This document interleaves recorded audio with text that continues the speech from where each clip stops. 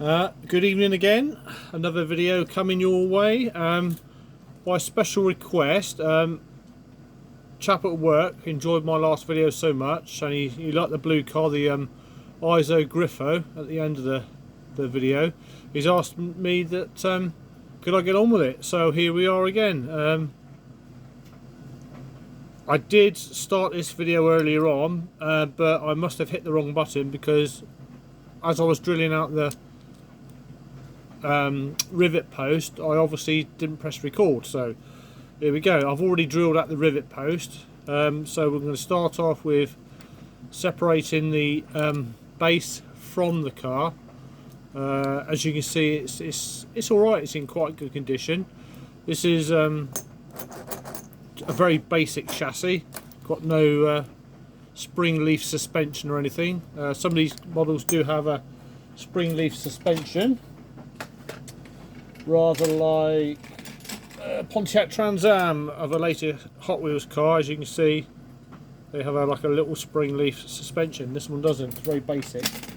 And again, some of the other Hot Wheels cars, Matchbox cars, have these little plastic insert suspensions, whereas this one, bugger all, nothing, just basic, but it rolls pretty well. It's alright, you know, it will do.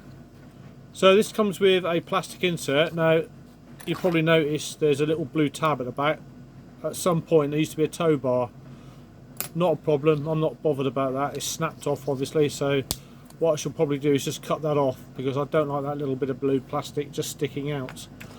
There is a bit of a gap in the back of the car there, the rear chassis, for that tow bar, so I might have to do something about that. I did actually, I've already taken this apart once, as you can tell, because I've already drilled out the plastic insert. Like I said, I thought I'd pressed record. That's going to go into a bowl of warm soapy water to get cleaned, as is a plastic insert. That's going to go in there. Now another little feature with this model is that, excuse the noise in the background, that's my wife's tumble dryer going, costing me electric. As you can see, it has front doors that open and close. Now as you can see, that there's a little tiny spring piece of metal in there, just wedged between these little pillars, enabling that to just open as a bit of resistance against a slightly rounded edge of the door frame there, and close, so they don't keep falling out. It's just pushing the door frame into two little sections of the outer casing of the car to stop them from falling out. So to get this out, all you need is a pair of pliers, these thin nose pliers, and with a firm grip, there we go, it should pull out.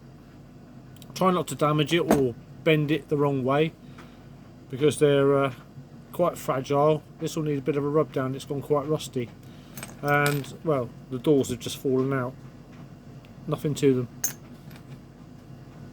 As you can see, there's not a lot of detail in the inside. They've only really been sprayed on the outside. The inside themselves is a little bit unsprayed.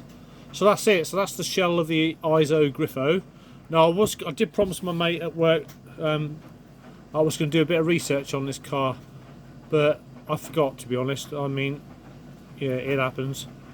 I'm not sure what year it was made, or it does actually say on the bottom, Matchbox series number 14 ISO Grifo, made in England by Lesney, patent, blah blah blah. No, I'm not sure if it was a concept car or an actual production car, I don't know. I've never seen one in my entire life. 53 years on this planet, and I've never seen one. I've seen a Matchbox version, but like I said, some of these Matchbox cars aren't real, they're concept cars. So first order of the day being, I'm just going to give these little plastic inserts a wash. So just using an old electric toothbrush head, plenty of life still in that. Just going to, this is a soft one, just going to give that, because I don't want to scratch it with anything too harsh.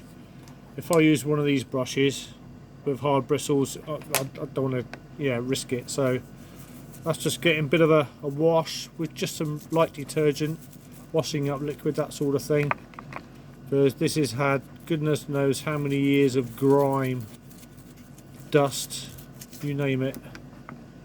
So that's giving that a bit of a wash, just to get any grease and debris off. Just put on a bit of blue towel, and I can visibly see that inside this there really is quite a lot of muck and grime. So just give that a good. Now these were thermal plastic injection moulded, so they would have come out of the let's wash that off a minute. They would have come out of the injection tool like this, and in a factory all the operators used to do was just fold it like that. Doesn't really clip into place, just folds over. So this enables me now to just get right in there and just make sure I get into all the areas, the nooks and crannies as I like to call them. Somebody's already picked up on that already, nooks and crannies. They've never heard of it before, but yeah, it does exist. It's probably not in the English dictionary, but there you go. So that's that one nice and clean. So I'll put that to one side. Just need to dry my fingers. Now, as you probably remember from a previous video when I did the scaffolded truck, I need to remove this paint. Now I've got my magical jar of caustic soda here with the handle. I've reduced the amount of caustic soda in there because I don't want it spilling over like I did last time. So I'm going to put those and the doors in there. Now I don't need to strip any paint off the bottom of the car because as is, it's a little bit dull, so I'll try and buff that up later. Now, so as I don't bore you with the process of just taking the paint off again, I'm just going to give it a quick pause, and the next time you see this it should be stripped of paint, albeit very, very dull looking, as you probably remember from my last video. And I do apologise if you think these videos are coming a bit too soon, but I say a friend of mine did ask me to get on with it. He likes to watch these in the evening, so this will probably be the only one for a week that I do on a Matchbox level, although I do have a Corgi Batmobile somewhere that I'm just going to do a strip down on at some point. So I'll see you in a moment.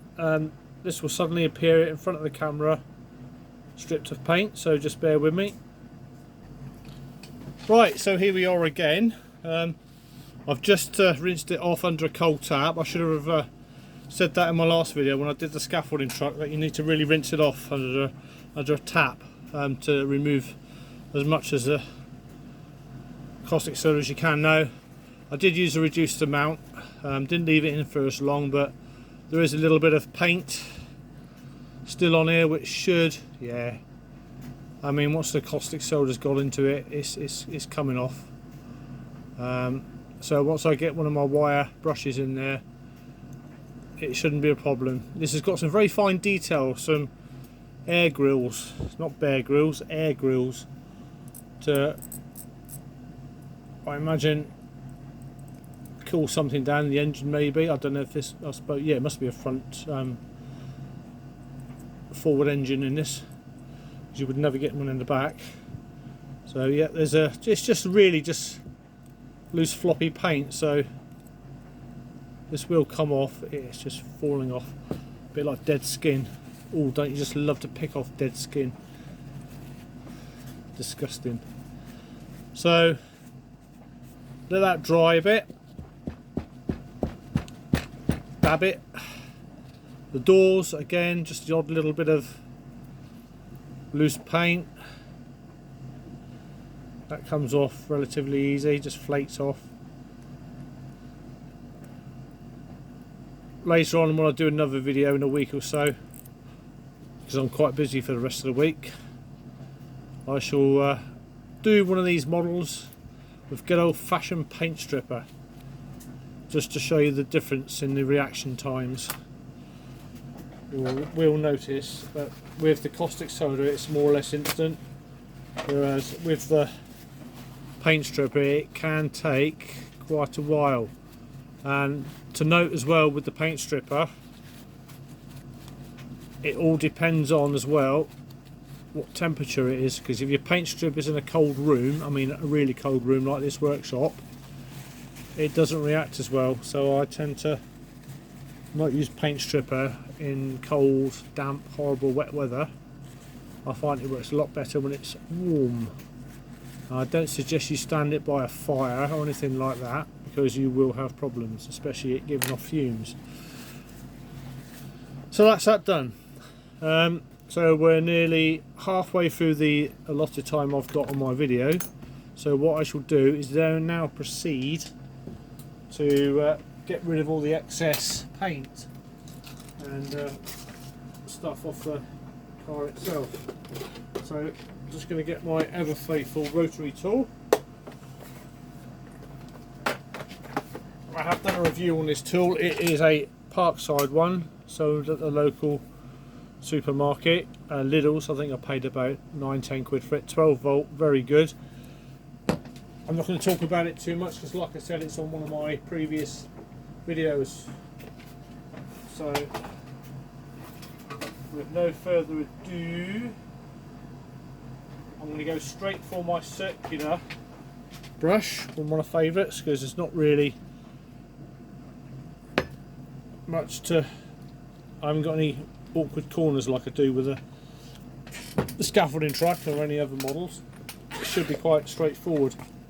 PPE, safety glasses, just to remind you, these bits go everywhere, these little bits of wire.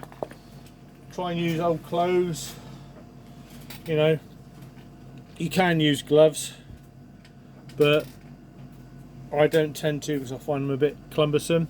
So if they go into your skin, it's your fault. It's my fault. So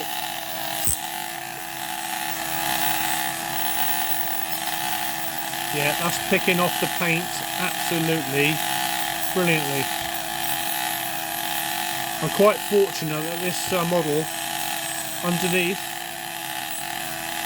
isn't badly corroded. Some of these models get really badly corroded under the paint. They sort of oxidise, if that's the right word.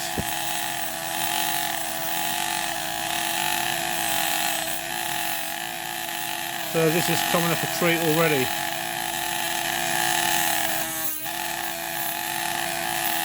My mate Kev, otherwise known as Dutch, will be impressed with this. I think he's got his wife watching these as well. So here we go. Now what I might do at some point is try and find one of these in its original condition with a box, because I do like to have not only my models restored, but I like to have them in original condition. So I might, it's a good looking model, so I might just keep an eye out looking for one.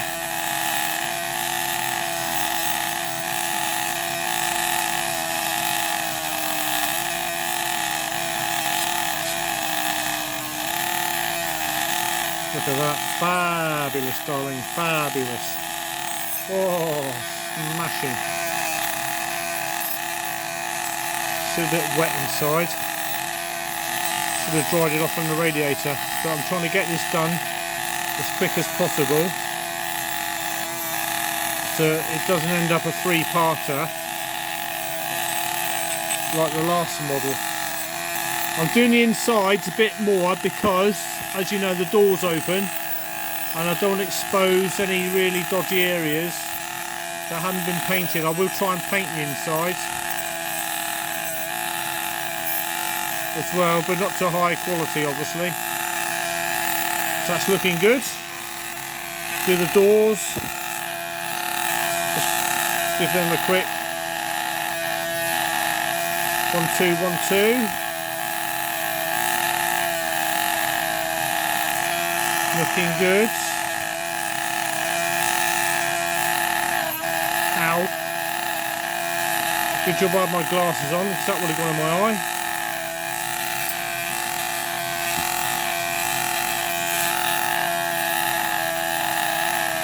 Ow. I think this brush is getting a little bit tired now because I'm starting to feel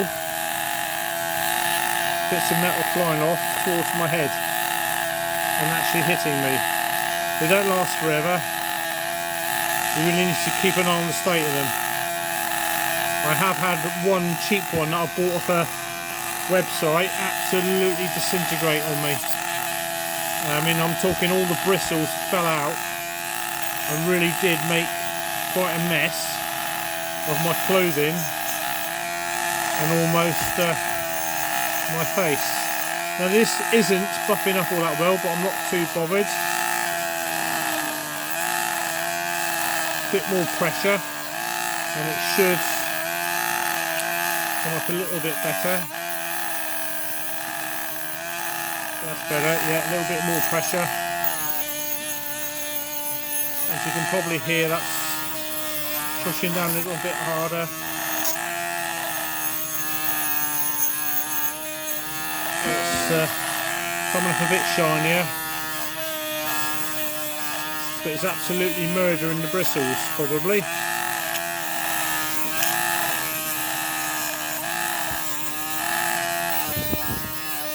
Ow.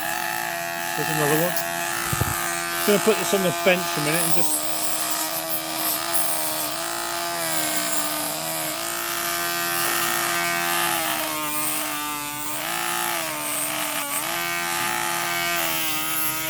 There. I think that's enough.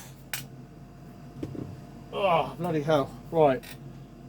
That's not looking too bad. I actually thought it'd be worse. Yeah, no, that's alright, it's not too bad, that brush. I'm just running my hand through my hair and feeling little bits of metal coming out. Okay, so that is blooming shiny. Yeah, I am chuffed to bits with that. Now, what I've done a little bit backwards is I haven't drilled out the post, have I? Twit. I normally do that before I polish it, but as I've got to clean it anyway, I'll do that. So I'm going to set my drill up. I've only got a few minutes left, so I'm just going to pause it a second and do this. Right, so I'm back.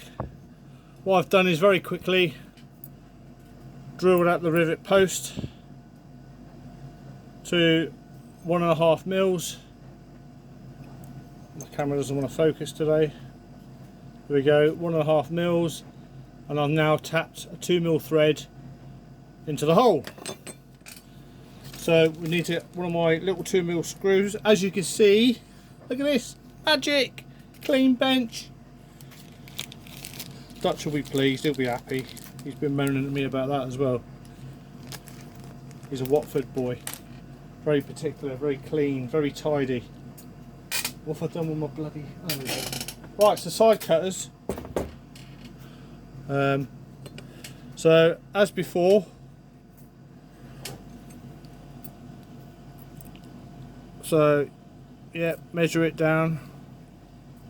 So I'm just going to first of all, oh my word, screw that in, make sure the thread is good. That's brilliant.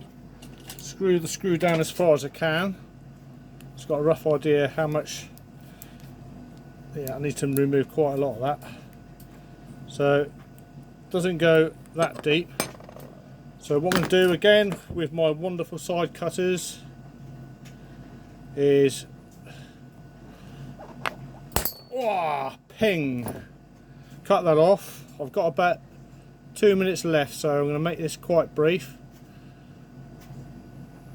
Try and get the thread to catch if I can. I'll cut that at a bit of an angle, so I think I might have a bit of a edge on that screw. Let's see if it will just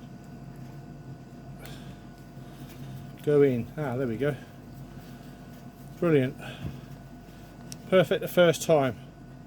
So that screws right down. That's it. So I'm going to leave that in, stop the hole from getting blocked up with paint later on when I spray it. So that's it. That's all I'm going to do for the time being. The next time you see this, I shall have sprayed it. Again, as before, I shall clean it down with white spirit remove all the grease and grime as with the doors. Now this isn't too badly scratched, but I shall give it a light coat of polish, and I shall also, probably with a small bit of emery paper, give this little spring a clean. I might even do it with my brush in a second. So for the time being, I hope this pleases Kev. That's all I'm doing to that. That's looking better than it was, although it's not as shiny as some of them, but it will do. I'm happy. I'll have to do a bit of research and let him know tomorrow how old this thing is. The hubcaps here are quite shiny. Not a lot I can do with those. I might just try and give them a bit of a buff up with a bit of warm soapy water, but they're not too bad. So that's that. So there you go. So for the next video, all I'm going to do really is spray this in a nice metallic blue, which I've got a choice of.